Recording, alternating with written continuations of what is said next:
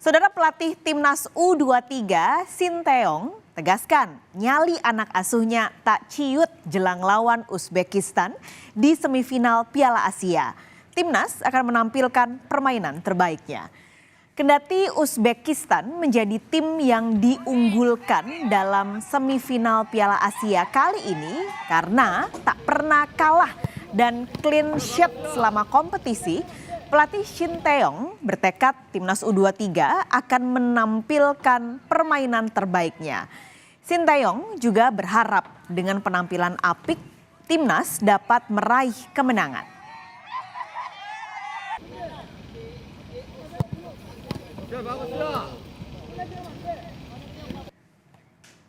자기까지 가면서 이겨서 지금 뭐 선수들은 상당히 자신감이 붙어 있고요.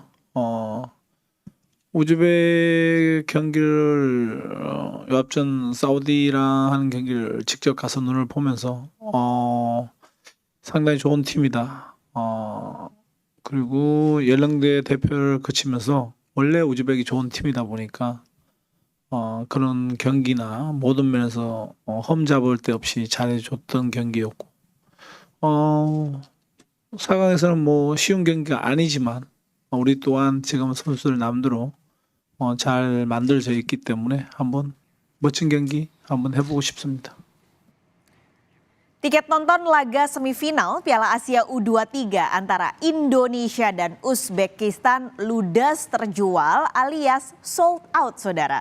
Digelar di Stadion Abdullah bin Khalifa, venue ini berkapasitas 10.000 penonton. Dari aplikasi resmi penjualan tiket, Haya Tukatar, pembeli sudah tidak bisa lagi mengklik pilihan beli untuk pertandingan Indonesia-Uzbekistan.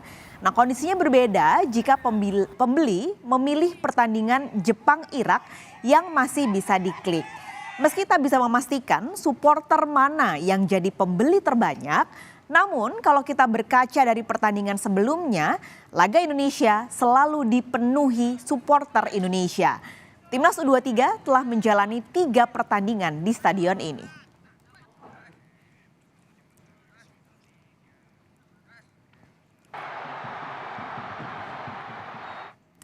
Indonesia sebenarnya bisa dibilang jadi kuda hitam di Piala Asia Qatar tahun ini, saudara. Sama sekali nggak diunggulin, kini Indonesia bisa masuk ke 4 negara yang akan bersaing di semifinal Piala Asia.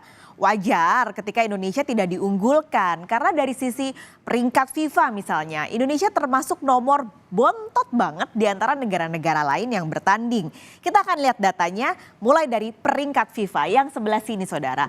Ada 4 negara yang akhirnya masuk ke Piala Asia semifinal, yaitu Jepang, Irak, Uzbekistan, dan Indonesia.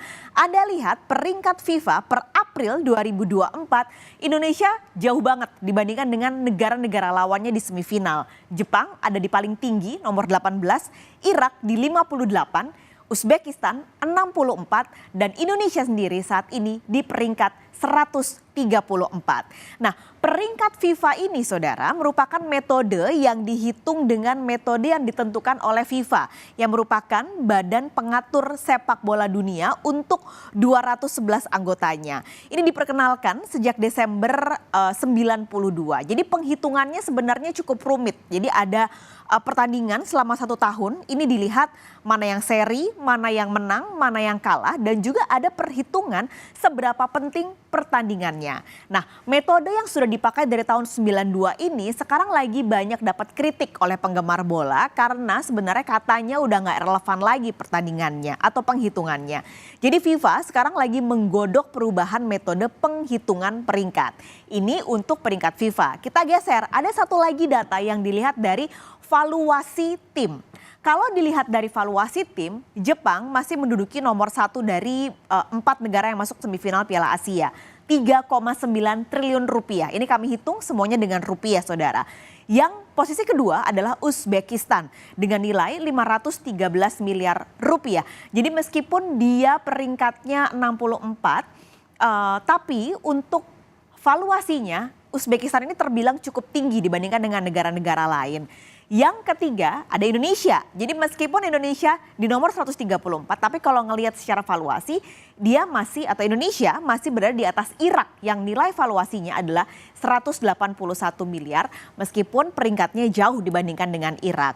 Nah, kalau valuasi ini saudara dihitungnya adalah dari total harga transfer atau harga pasaran seluruh anggota timnas U23. Jadi kembali kalau kita bandingkan antara Indonesia dan juga Irak meskipun secara peringkat jauh sekali, tapi kalau dilihat per pemain yang ada di skuad Garuda Muda bisa disimpulkan lebih mahal dibandingkan dengan pemain timnas U23 Irak.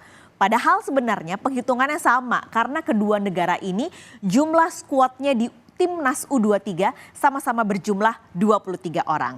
Lalu siapa pemain dengan valuasi tertinggi di tim U23? Kita lihat ya dari, saya kembar nih sama-sama pakai baju merah. Oke, kita geser dulu ke yang nomor 1, ada Rizky Ridho dengan valuasi dan termahal saat ini yaitu pemain bek tengah Rizky Ridho yang saat ini tergabung dalam klub Persija Jakarta, nilainya 6,95 miliar rupiah. Nomor 2 ada bek kiri dari tim U23 Nathan Choa-aon dari tim Heerenveen dengan nilai pasarnya adalah 6,08 miliar rupiah. Ini posisi kedua. Nah, posisi ketiga ada gelandang tengah Ivar Jenner, nilainya adalah 5,21 miliar rupiah. Saat ini Ivar Jenner memperkuat tim Utrecht 21. Lalu kita geser lagi nih, nilainya sama nih sama Ivar Jenner yaitu Marcelino Ferdinand, gelandang serang di tim U23 dengan nilai sama yaitu 5,21 miliar rupiah. Selanjutnya ada yang nilainya sama juga yaitu di posisi 5 dan juga 6 ada Bagas Kava dan juga Ramadan Sananta yang nilai pasarnya saudara sama-sama 4,78 miliar rupiah. Kalau Bagas Kava saat ini menjadi pemain bek kanan dan memperkuat tim lokal Barito Putra, sementara Ramadan Sananta saat ini memperkuat Persis Solo.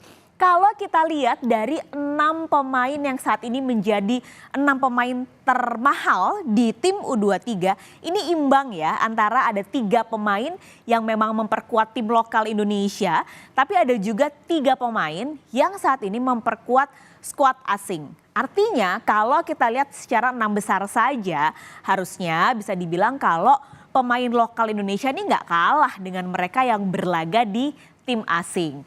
Tapi kalau kita lihat secara perbandingan nih, secara total di 23 pemain U23, pemain yang bergabung di tim asing atau yang ada di luar Indonesia sebenarnya komposisinya terbilang lebih kecil dibandingkan dengan timnas senior, yaitu 26% dari total pemain U23. Kalau kita bicara soal pemain, soal Indonesia masuk semifinal Piala Asia, yang nggak boleh dilupakan adalah yang juga nggak bisa kita lepaskan, ini pelatihnya, yaitu yang saat ini memegang timnas, Sinteyong, yang ternyata Indonesia cuman punya 2 pelatih saja saudara yang berhasil bertahan di atas 5 tahun melatih timnas secara berturut-turut dalam 5 tahun. Salah satunya adalah Sinteyong dan yang paling lama saat ini kita bahas dulu yang pertama. Ini adalah Anton Pogacnik, pelatih asal Yugoslavia. Ia ketika itu melatih timnas dari tahun 54 sampai 63. Artinya 9 tahun Pogacnik bersama dengan timnas Indonesia. Waktu dipegang oleh Pogacnik, banyak sekali prestasi yang ditorehkan oleh timnas. Salah satunya adalah medali perunggu Asian Games tahun 58 yang kala itu digelar di Tokyo, Jepang. Pogacnik juga jadi satu-satunya pelatih yang mampu membawa timnas ke Olimpiade. Itu terjadi di tahun 56 digelar di Australia. Tapi akhirnya di tahun 63 Pogacnik ini mundur.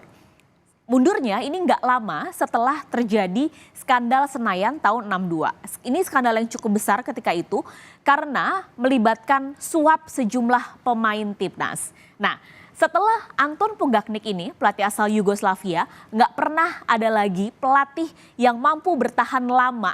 Bahkan 5 tahun aja nggak pernah. Paling 3 tahun itu paling lama. Ada juga yang 1 tahun. Ada yang keluar masuk setahun, lalu keluar, lalu masuk lagi setahun. Semuanya nggak kuat. kita bisa bilang rahasia umum kalau perpolitikan sepak bola Indonesia masih banyak yang harus dibenahi.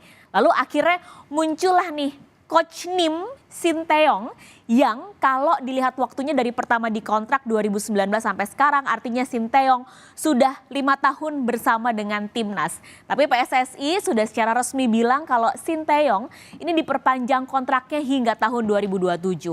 Artinya kalau lancar saudara maka Sinteyong akan melatih timnas selama 8 tahun. Dan nanti kalau Indonesia berhasil lolos ke Olimpiade artinya ini juga jadi bukti kalau pelatih yang bertahan lama dan ada rencana jangka panjang dengan timnas akan jauh lebih efektif untuk membentuk timnas menjadi tim yang lebih solid dan juga kuat. Lalu apa saja yang akan jadi hadiah Piala Asia tahun ini saudara? Pertama, yang sudah pasti nggak bisa dinilai dengan uang adalah kita lihat tiket Olimpiade Paris 2024. Kalau Indonesia berhasil, maka Indonesia akan jadi satu-satunya wakil Asia Tenggara yang akan berlaga di kancah Olimpiade. Indonesia sendiri sebenarnya tercatat di Piala Asia ini sudah 5 kali berpartisipasi sejak pertama kali digelar tahun 2013. Lalu saudara, hadiah kedua adalah trofi asli dari Piala Asia. Tapi ini sifatnya hanya dipinjamkan saja, nanti akan dikembalikan dan tukar dengan trofi replika. Lalu medali dan yang terakhir adalah uang tunai. Tapi besaran soal uang tunai ini belum secara resmi diumumkan oleh pihak AFC.